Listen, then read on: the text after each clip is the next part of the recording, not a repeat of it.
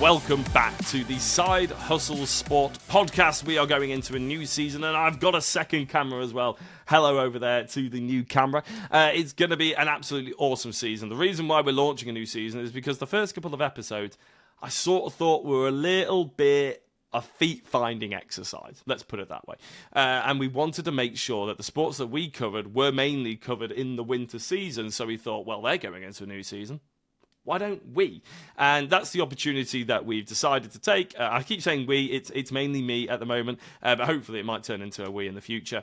And the first sport that we're going to be covering is Korfball. Now, Korfball is a sport I actually play. I'm really excited to be doing an episode. A lot of these episodes may well be sports that I actually play because I'm a big fan of niche sports. I'm a really big, passionate person in terms of trying to gain skills, meet people to try and push the sport on and see where the trajectories of those are. I'm really into the sort of business world of sport, and it sort of fascinates me, hence why I went and did sport business at Leeds Beckett and why I've ended up in Leeds for the long haul. But it really is one of the sports that should be bigger than it is. It's bigger in Europe. It holds a lot of similarities to a few other sports that I play, like handball, in terms of how that is so much bigger in Europe than it is in Britain, how that's trying to push for bigger and better audiences, but handball have advantages like being in the Olympics.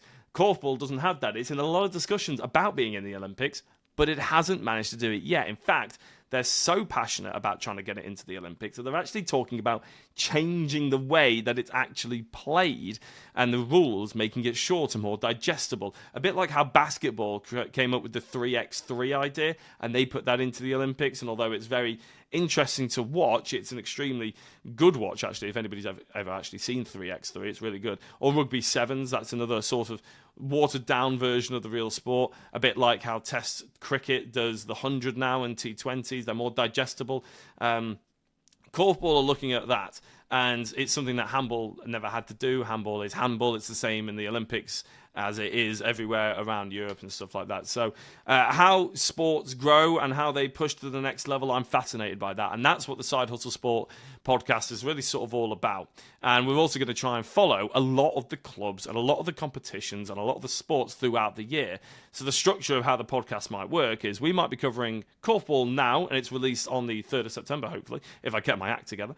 And then it will be pushed to potentially not feature until October. Now, it might feature in September again. It might feature in November. It depends on how much interest we get from various other sports and actually how often I get the interviews. We might do little bonus episodes. We might do a bonus episodes where we just catch people up on the score updates, on results and stuff like that, how fixtures are going to be released. You know, if there's a big sporting event in Korfball, so at the beginning of the season, we might do a little bit of an update on how people have got on for the first week or the first 2 weeks until all the fixtures have basically rounded out. And that might only be a 10-minute segment. And that's going to be copy and pasted throughout most of the series for most of the sports that we do. There's going to be a core set of sports that we keep repeating, we keep coming back to, and then hopefully you in the community will suggest other sports where we can try and get people in. I've done a flag football one. I never heard of flag, but I heard of flag football, but I never thought I would do a podcast about it. Well, we've got one in the bank ready and waiting, just in case we want to release that one if there's a gap in the schedule. And hopefully speed golf is one. I've never played speed golf. I played golf. I've ran, not really, but I have. Speed golf is an awesome one. So, fingers crossed that comes out at the end of September. So you sort of get the idea, and hopefully it'll be released every week or every other week, depending, as I said, how often I can get interviews. Right, that is Side Hustle Sports podcast rundown done and dusted. Let's move on to the actual Korfball, the meat and gravy of what we're talking about. So Korfball was originally invented by, I believe, a Dutch teacher who just thought of the rules. I think it was trying to get an excuse for boys to play netball or girls to play basketball, and he made this amalgamation of the sport, which means it is mixed gender, 4 men and 4 women on a court at any one time for one particular team, and obviously they play it against a different team. The court is split into 2 halves, and the Korf is not at the end of the court like normal. Korf is, I think, Dutch for basket. That's what I got told. I haven't fact-checked that, so I really hope I'm correct in that. And it's not quite at the end. It's actually about a third of the way into the half, if that makes sense. It's quite complicated to not picture if you're not watching the video of this. I'll try and put a little sort of demonstration on the screen, or the court layout, but effectively it means you can play around the court. And there's a court on each end, obviously, but you can go behind it by about 2 or 3 meters. So you can shoot from around it, which is really fascinating, brings a whole new dynamic. And also, I mentioned that 4 boys, 4 girls. You sort of have 2 boys in attack, 2 girls in attack, 2 boys in defense, 2 girls in defense. Boys can only defend against boys, girls can only defend against girls, or men v men, women v women, whichever way you like to prefer to call it. Scoring-wise, men score the same as women. It's 1 point. As long as the court goes in and it's not defended, it counts as a point. After 2 points are scored by anybody on the court, so it could be 2-0, 0-2, or 1-1, then the positions get swapped. So if you're attacking, you go into the defending half. So everybody switches over the entire way. So you stay in an attack until points are scored, and then you swap over and you're defending again until 2 points are scored. It's really hard to describe over a webcam or however we're doing this in audio. Really, YouTube it. It's the best way of figuring it out. So that's pretty much how you play korfball. There is a defending. It's non-contact as well, but unlike netball, you can defend. And the idea is the defender needs to get as close as possible to the attacker to try and stop them. And if you are within touching distance of the ball, when the ball is shot, so if I throw the ball up in the korf, but somebody is basically within touching distance of my shoulder or the ball, then, and I still shoot, the defender gets the ball. Even if the shot went unencumbered, unblocked, and went into the korf, it is defending. So you have to really try hard to get away from the defender. It's a fascinating sport to watch. It's a really hard sport to defend. So I do encourage you to try and go and on YouTube or anywhere else to sort of search up and how to see it in person, because it is really, really good. Obviously, if you're listening to this, you probably already know what it looks like anyway. So I'll probably just wasted your time for 5 minutes, but I'm sure you'll live. If you are watching this as well and you already played the sport, you probably already know what the next section is going to look like as well. And I do apologise for that, but I'll try and get it through it as quickly as possible. There is divisions. So how the league structure is set in England is you have the National League at the very, very top, dominated by about 4 or 5 teams. We'll get onto them in a second. And then there's relegation and promotion with places below it as well. So then there's below it, I'm going to use my club as a example here, but below there, there's the National, or the Northern Regional League. I'm guessing there's a Southern Regional League and a Midlands Regional League, and probably various other ones as well. Below the Northern Regional League is the Yorkshire Korfball League 1 and the Yorkshire Korfball League 2, and there will be also, say, the Manchester League or the Northwest Korfball League, and then there's sort of sub-genres from there, the London Leagues and down from there as well. So there really does become a local feel rather than a national or a regional feel to it as well. So it's really fascinating. I think in Yorkshire there's 3 leagues in the YKL divisions. I play in the YKL 1, there's YKL 2, and there's YKL 3 as well. So there's plenty of opportunities to play at all types of various levels, and there is also the university level as well, of course, books, which can vary in standard dramatically, to be honest. I've heard of one person being beaten about 20-0 on a 15-minute game or something like that. So, yeah, plenty of different variations. But, of course, the people who got beat 20-0 did have competitive games in themselves as well, just with other slightly less able teams. Right. European competitions. If you come in the top end of the National Regional League, you would get into what is, I think, known as the IKF Europa Cup, which is basically a Champions League. And the top English team, I don't know if it's 1 or 2, qualifies for that. I saw Bristol Thunder actually trying to fundraise to try and play in the Champions League. So it's still difficult. Not only is it difficult to be the best team in England, it is then also difficult to then raise the funds to go and compete in the competition you have just qualified for, which is the Champions League. Because, of course, there's travel costs, there's entry fees, there's player costs, there's food and all that sort of thing. So, again, it all falls down on the players, and that's why it's a bit of a side hustle sport. They have to try and hustle to get the money to go and play in the Champions League, even though they have just done the best thing they can in England and qualify for those European competitions. Right. Is that sort of finished? I've sort of done that. Right, okay. I've introduced the sport a little bit. I feel like we've gotten there just about. I've played korfball for about 3 years now. I think I'm going into my 4th season, potentially. And I played in the YKL, the Yorkshire Korfball Leagues. I'm not going to pretend that I am the expert in the competition, though. So I sat down with John Denton from Bec Korfball Club. Now, Trojans, I think it was, won the Korfball League and the Korfball Cup for 13 seasons in a row in England.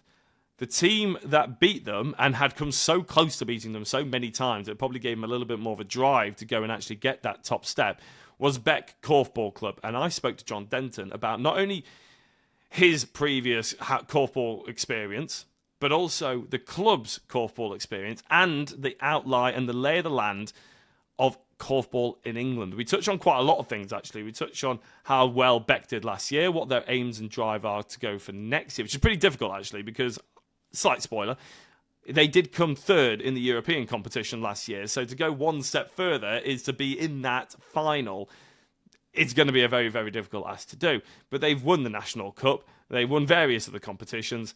How can they get that one step better by going from an unbeaten season, apart from coming third in Europe, to then going unbeaten and getting that gold top step? That's what we discussed with John.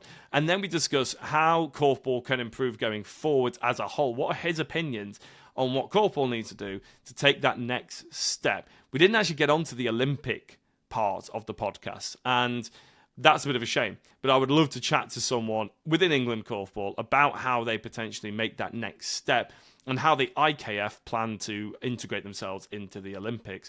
Are they going to change the sport dramatically? Does that mean that what we play in England is going to change dramatically? There we go. You wouldn't know I'm a commentator, wouldn't you? And that's all going to be very, very fascinating for me personally.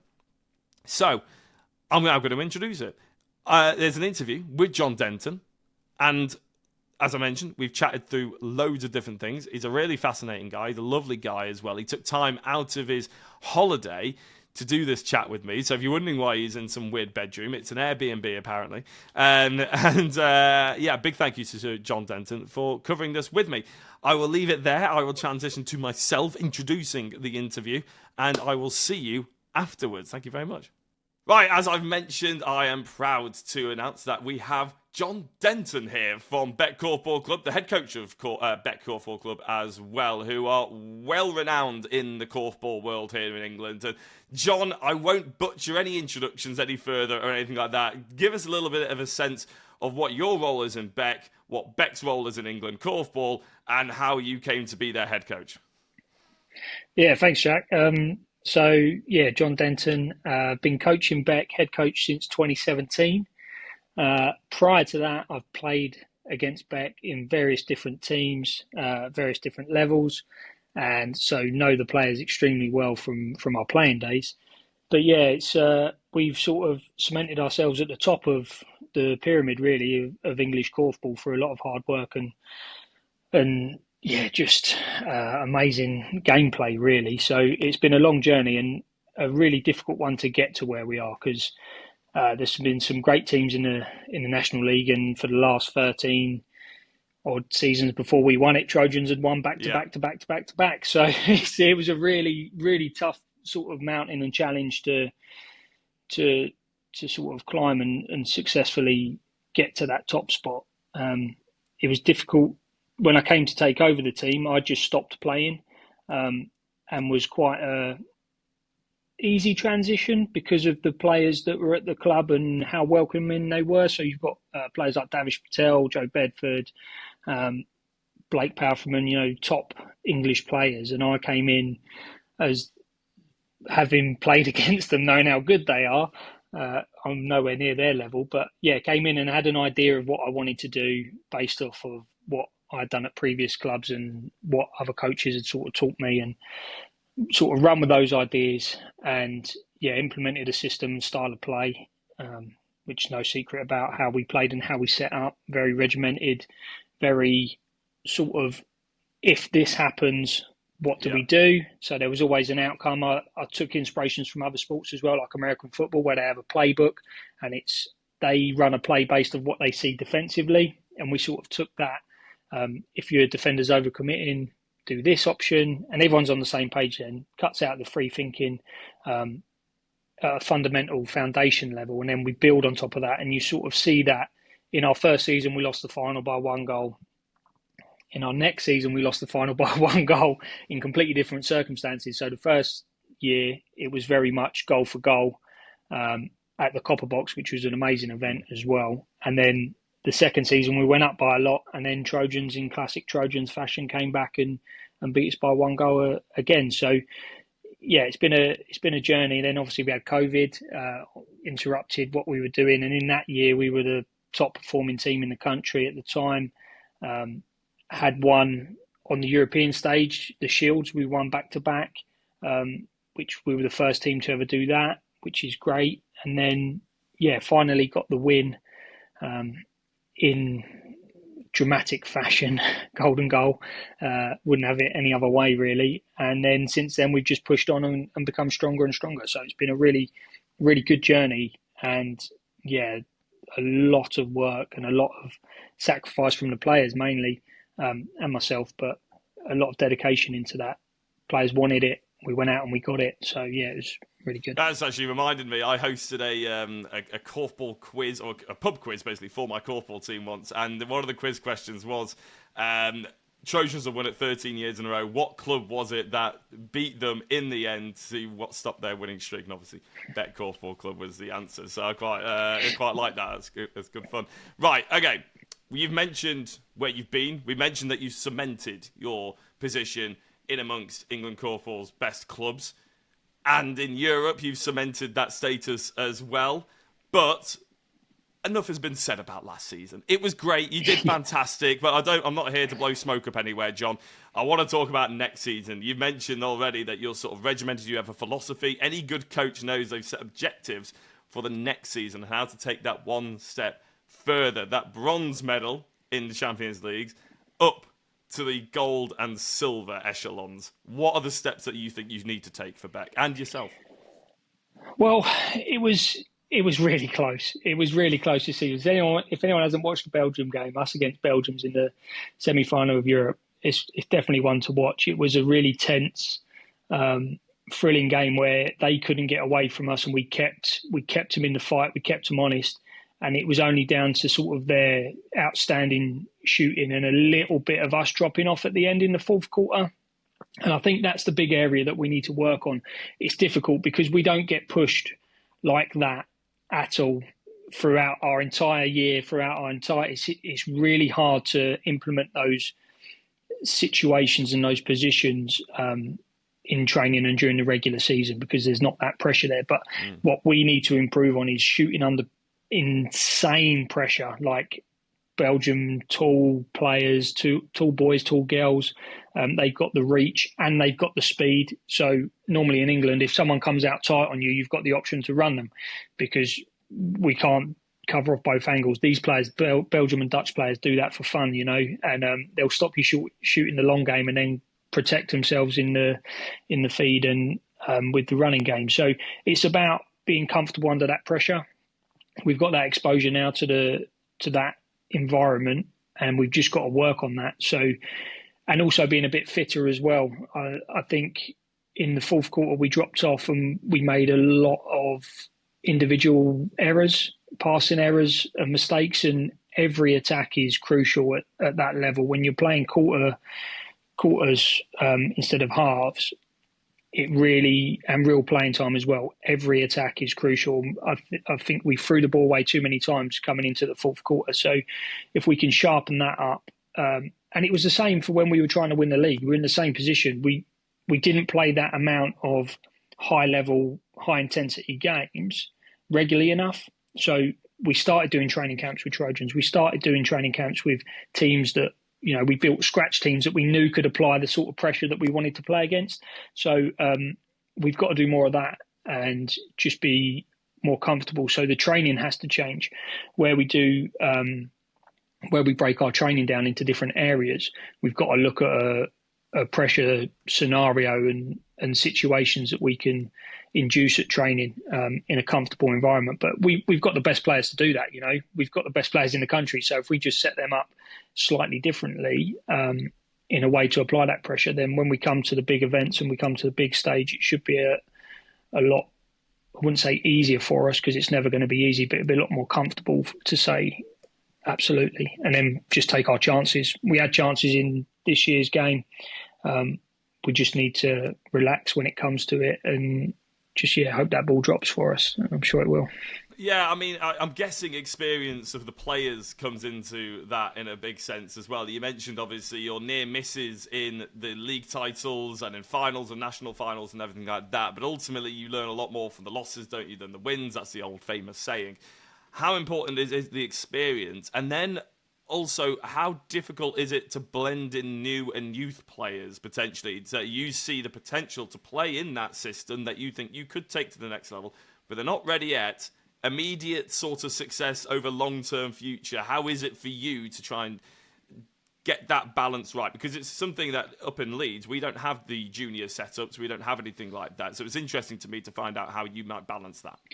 Yeah, and it's that scenario has definitely changed over the years. Way back when, we used to have a reserve league. So every National League team would travel with their second team and will play the first and second team of each National League team. So like when we went to Bristol, or if we went to Bristol and Norwich, our second team would come with us and play then. So you can really see it makes it easier to make substitutes in the game then and bring those junior players into it. But also you've then got your junior players there and you can see them against the other Premier League teams' junior players. So it was a really good system. And now the SERL was dropped down to a few less teams. I don't see it being a bad idea to reintroduce the reserve league.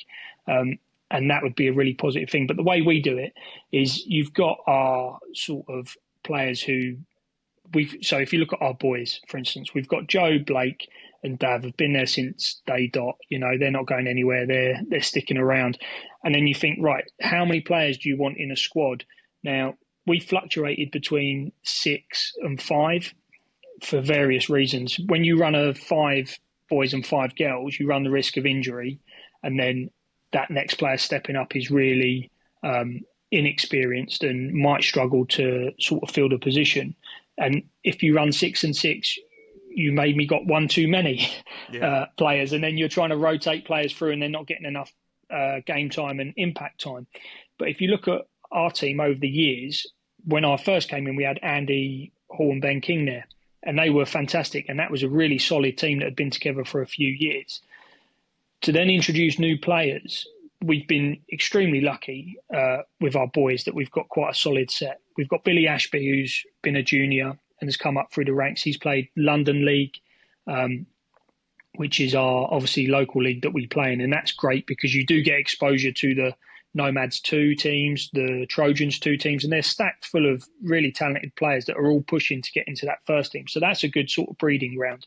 But then to get them integrated into the first team is another skill set, really. And it's a big jump when you're going from playing London League to going to play against Norwich. And you've got Charlie Vogwell, who's been playing for, God knows how long, but a really smart, technical, talented player. To then throw him into the deep end is the best way to do it. And we've sort of got that protection that, we've got strength in depth, and we've got that anchor point of our 3 really experienced players to then get to share and to take the pressure off of those players coming in. But when you talk about highlighting players who can come in and play the system, one of our biggest strengths and one of the players that I've been most excited about over the years is Marcus Ty. So he is a player who has got the best korfball brain I think I've ever seen, and is the type of player who will go completely unnoticed because he doesn't get you 10 goals a game. But Blake gets 10 goals a game because Marcus is on the pitch. It's one of these, he's a facilitating player who can do a bit of everything, will get you goals, but his picture and the way he views the game is so unique that he opens up plays for other players around him. And that is a skill and a talent that we sort of look for, highlight, and then throw him into the system because we know he can handle it. And his understanding of the game and the amount that he watches, and he's a real student of the game and has an exceptional brain. And you see that with the Ty family. So his dad was assistant coach at Bristol this year. It's no surprise that they've improved this year because you've got John Bagnall, who's a very good coach in his own right, but he's got that experience and the knowledge of Marcus's dad, of John coming in and sort of using that to set themselves up against teams correctly. So the brain side of thing is really, really important. And yeah, that's why we sort of look at those sort of players. But flip that onto the girl side, where we've had a really strong, stable selection of male players over the years. My time throughout Bec has seen a rotation of girls. You know, people come in and drop out of the team. You know, people go off and have families. So that is an ever-changing aspect. But again, they come in and they understand the system, and that's the foundation of what we do. And then once we have that, we can push on. And we've got some fantastic girl players in our team. And, you know, an old coach, Frank Sieber, who I used to work with, or used to coach me, always used to say, boys will win you games because they will sort of equal out each other, but girls will win you championships. And it is, you see the teams that have the best girls often come out on top, because it's just the way it works. And that's why Trojans were so successful for so many years, because they had the best girls and a good, strong 4 girls as well that were then pushing forward. Now we've got a really good set of 5 girls. Last year, it was really important to us when we were going out there. But yeah, it's that has been more free-flowing and interchangeable. But again, it's they come in, they listen to the experienced players. They put their own stamp on it, because players need to come in and show their personality and what they bring to the game. That's why I like, again, another reason why I like Marcus, because you don't know if he's going to pass it one way or the other, or behind his back or over his head, or, you know, with his eyes closed. He's just one of them players. You don't know what he's going to do next, and it's really fun and exciting to watch. And yeah, it's worked out really well for us, but it's great. Yeah, no, I'm looking forward to seeing what comes of it next season then. If you think you've got a bit of a stability in those girls as well now, that's very exciting. But you mentioned Thunder, you mentioned the Trojans, you mentioned a few people there. We're going to look at the slightly wider outlook of the England Korfball Premier Division and the National League, I think they call it. What is, I suppose, who are the main contenders with Bec for next season? Because I'm forgive me if I'm wrong, but I think you went unbeaten last season. So, yeah, there we go. I did do my research, you can tell. we did go unbeaten, just to... There we go. But who are the biggest threats that you see next season then? Who are the people that are stepping up? Who's got some good momentum behind them? Is there any players that you see moving? So, I think if we just look at last season, Trojans obviously were massively disappointed not to make it into the final. That's a team there you can never write off. They struggled because they had injury problems, and they've got quite a young team. They've got some young players like Ben Dillon's gone into that team, and Luca Buttinger's gone into that team. They've done fantastically well last year. If they can sort of push on, that'll be great for them to see them go. They also had a new coach in place as well, Sarah Spice, and she's done a great job with that team.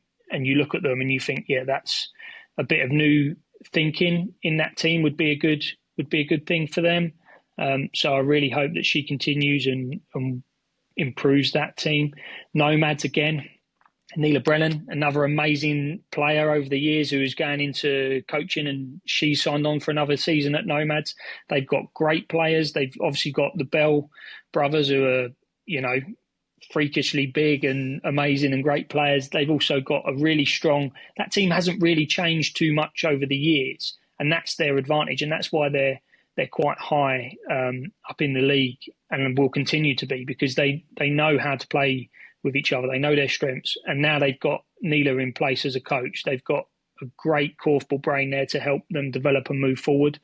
Do you think, Bristol, sorry, John, in terms of, you just obviously been rattling off how many teams have improved. Do you think the gap since you've come in as a coach for the top teams to the lower teams have got smaller or bigger, do you think? Because you mentioned it, all these people that are improving. Does that mean it's a tighter championship, in your opinion? I think it is. There's almost...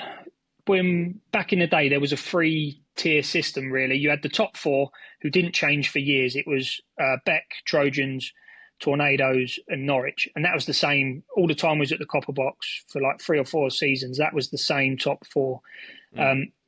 Then teams change, obviously, and the shape of the league has changed a little bit. Bristol coming in has really shaken up a lot of what people thought was possible. I don't think people thought that it was possible to achieve what they've done for any team outside of London and Kent, because it hasn't been done. So, yeah, I think they've sort of changed the mould, and we've maybe see a split now into a 2 tier league where you've got people who are fighting for the top four and getting into those playoffs, and then people who are fighting to stay in the league. And that is a really difficult ask of teams to come in and do that. Bromley, if you look at that team, that is a team to look out for, and there'll be names in that team to look out for years and years to come. They have got an amazing setup of junior players. Great coach, Ross Carr-Taylor, one of the best coaches in the country, who also now coaches Wales as well. So he's influencing Bristol quite a lot, because if you look at Bristol, they're a mix of Ireland and Wales players. So Ross's coaching down that way has also improved that team. Thanks, Ross. And then he's got his Bromley team, and they're gonna be ones to watch over the next few years, because they just about stayed in the league. And now they've got that experience. They're going to be a whole different team next year. They're going to be tougher. They're going to be scoring more freely. They'll have that confidence, and should have that confidence, because they're going to be a great team. So anyone can sort of, I know we were unbeaten last year, but I see us coming up against some really tough teams this year, especially in Nomads. You never know what they're going to turn up like. Bromley will be a tough game, and Trojans will always be a tough game. So it'll be great, and it'll be good to see what Bristol do as well. A lot of people say, "Oh, maybe that's just a flash in the pan." I don't think it is. I sort of highlighted them as a top four team very early in the season last year, and I don't see them getting any weaker. I don't know if they've got any players signed or if they're losing any players, but you look at their core of players. Obviously, they've got Leo, the really tall, versatile rebounder who can also score goals, but they've got exciting young players. Laurie Fabian is a fantastic player, another one I really like and like watching. So yeah, it's good to see them grow. But as where the challenge will come from, who knows? I haven't even mentioned Cambridge. You've got Cambridge and Tornadoes and the Kent teams.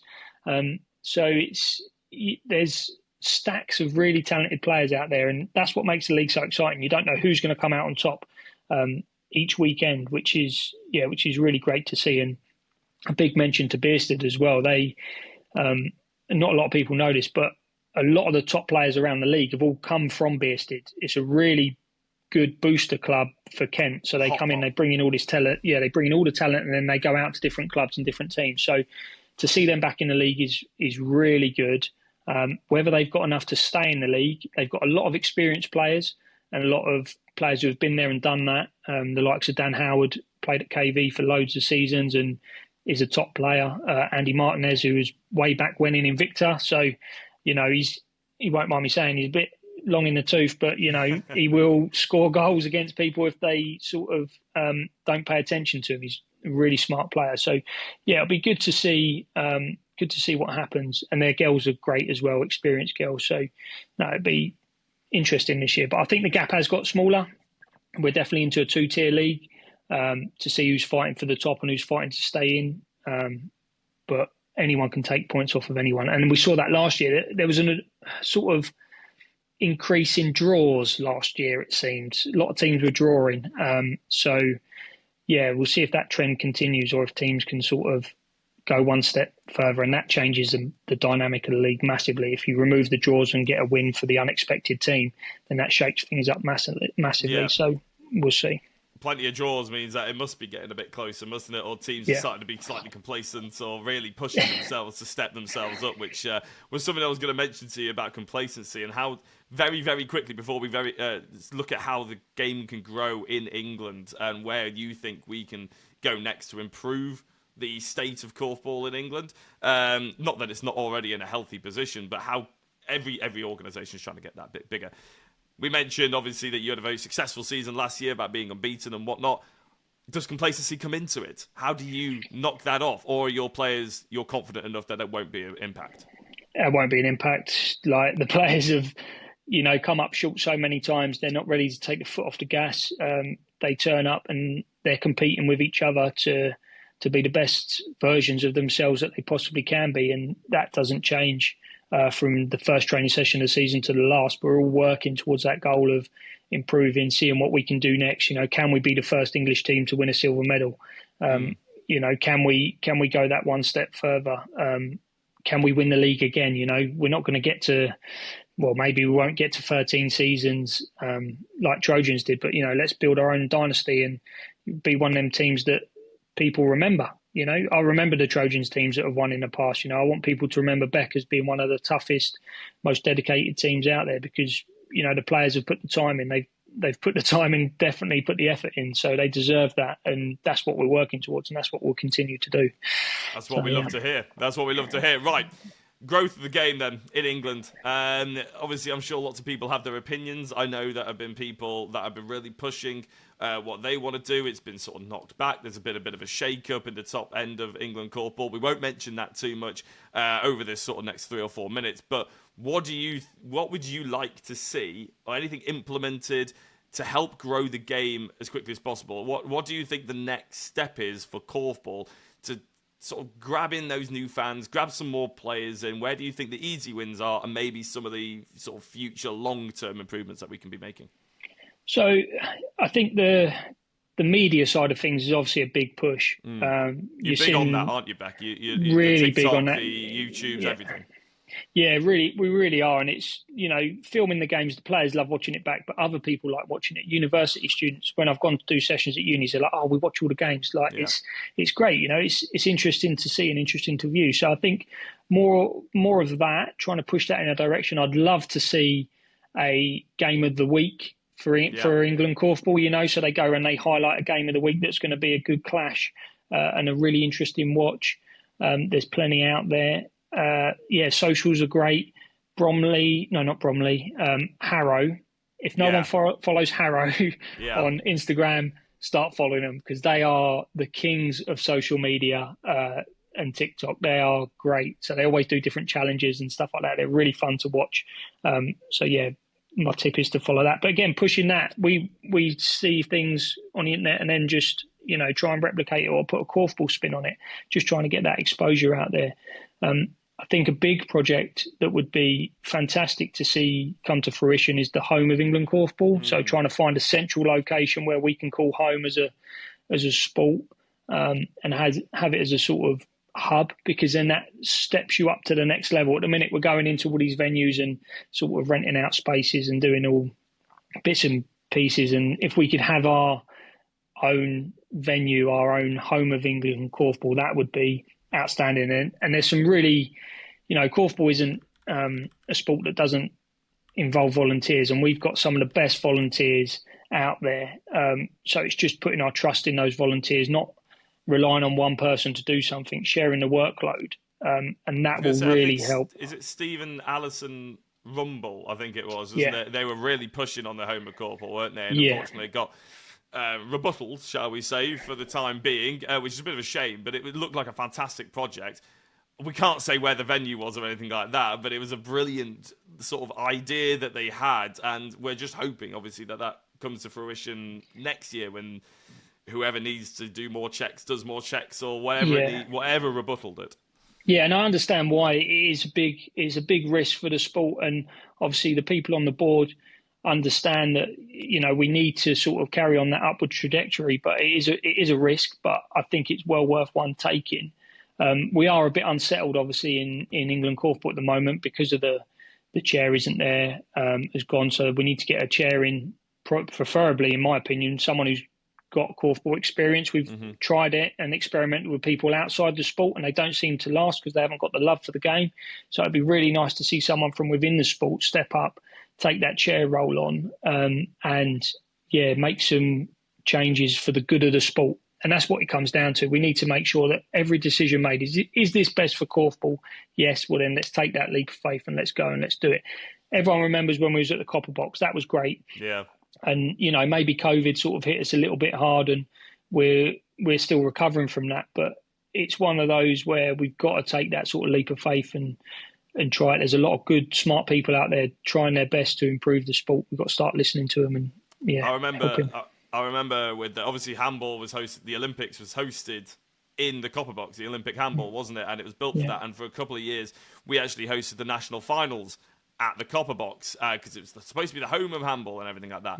And prices just got so high to host that venue for national events, didn't it? For sports like korfball and handball. And I remember being in the meeting, in the AGM sort of meeting when it was proposed to the clubs, we're thinking of taking handball away from the copper box. And I was a player at the time, and I'd played there. I'd also done the mop boy there. And I just remember thinking, that's just, you're losing so much. Like, you're losing such an event, I think people want to go and play at the copper box. They're not bothered about playing in Tooting, no offence, or like Notre Dame in Leeds or somewhere like that. It's losing that event and losing that sort of big drive for players to try and go and be on the big stage with the cameras in front of this big venue that only has 50 people in it, but it could hold 30,000. But it just loses that. And it's a shame, isn't it, really? It'd be great to see if we could come back to that point at some point.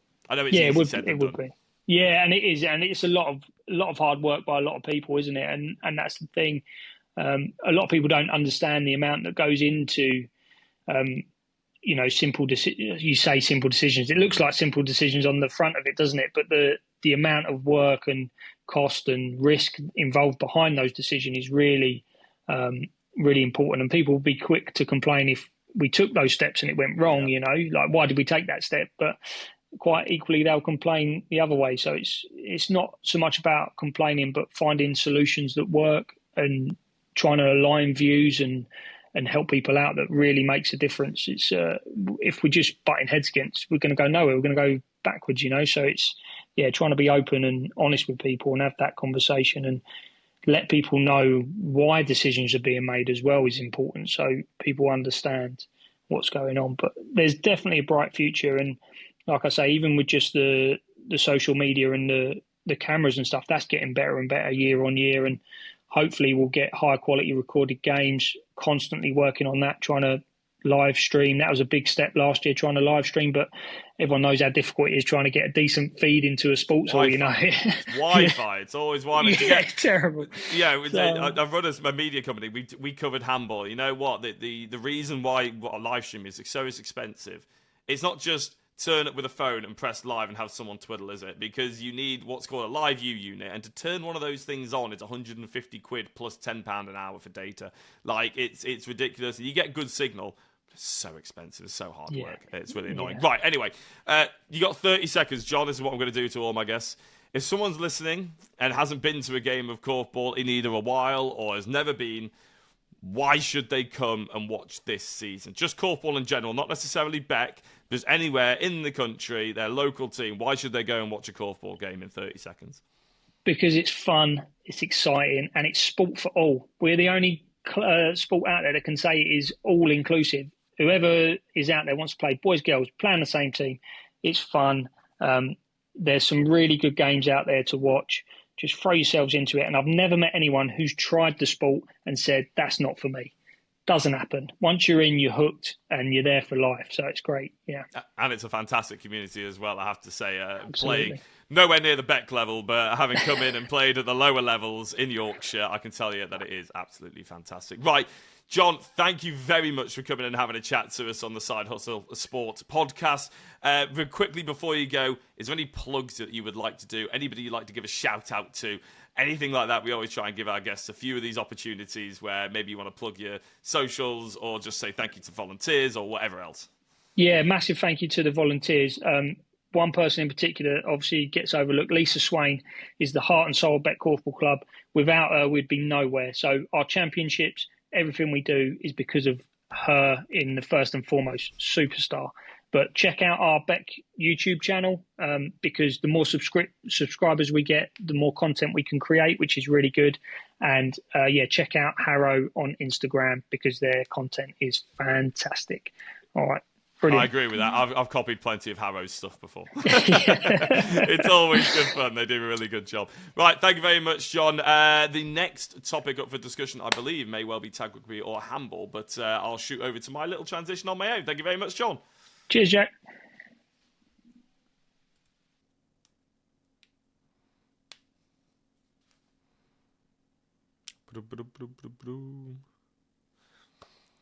A big thank you to John Denton for the fantastic interview that he gave, all about Bec and a little bit about korfball in general, maybe hopefully giving everybody a bit of an insight of what you need to follow along for. It's a great sport, and he summed it up brilliantly at the end. If you are interested in going to watch or going to play, then just search for Korfball on Instagram or anything like that on England Korfball's website, although it's not updated very often, so I wouldn't trust it too much. But you get the idea now. It's a brilliant sport and a fantastic community to be a part of. Speaking of which, I really would hope that you've enjoyed listening to this. I know it's a little bit shaky. This is the third top that I've been wearing. It's the third bit of the podcast I've recorded separately.